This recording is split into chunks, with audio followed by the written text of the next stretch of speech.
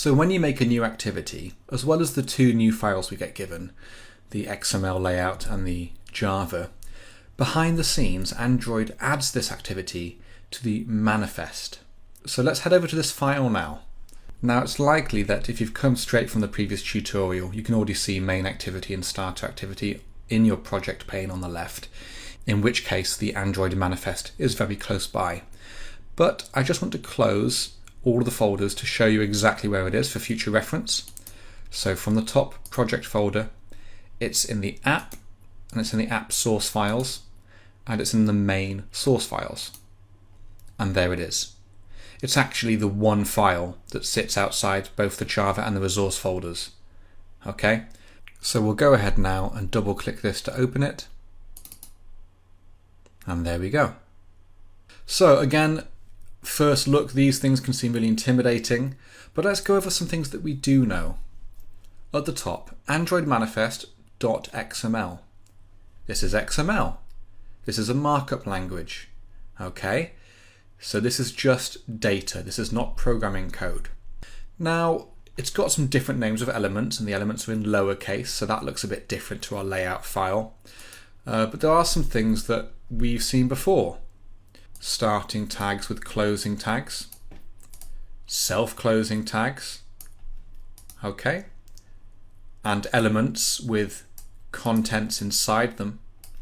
All right, but let me give you a very simple metaphor for what the manifest's job is. If you remember a few tutorials ago in the dependencies in the build.gradle file, and I mentioned in that build.gradle file that the dependencies block was like a shopping list or a list of ingredients, the things that Android Studio needs to fetch to download to make your app. Well, if the dependencies block is your shopping list and your ingredients, then the Android manifest, it's your recipe. The information in this file, most of which we will leave as the default, tells Android Studio, after fetching your shopping, after getting the ingredients, how to make your app. And it's got some really crucial things here, like the app name, the label that will go on the top of your toolbar and underneath your icon. It will have the actual icon that we use, so we can change the icon here. It will tell it what theme to use, and later on we'll be looking at themes and how we can change our colors throughout the whole app in just one place. Okay, but most importantly for this section, it lists all of the activities that exist in our app. So this is the recipe of all the different activities that make up the app. Okay? Main activity will be there by default, and inside the main activity element here, we have some complicated things, intent filters. It's not important to really understand what is meant by intent filter at this point, but we can see a couple of things that might give us a guess as to what it's saying. Action, main, category launcher. So this little block here will exist on whichever activity that we tell Android is our launcher activity. At least one activity must have this, or the app does not know how to start. But the starter activity that we've just made, we can see it above here. So when we created a new activity through that new activity menu, it automatically added this line here. If we didn't have this line here, if we tried to navigate to that screen, it would not work. The app would crash because it wouldn't be able to find it.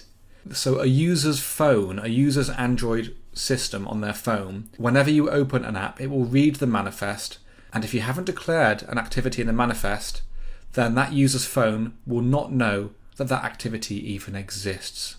I'm just going to undo that. You're seeing a big yellow warning, and that's because, if you hover over it, XML tag has an empty body. So actually there's no contents for this activity. So we can actually delete that, and we can do a self-closing tag.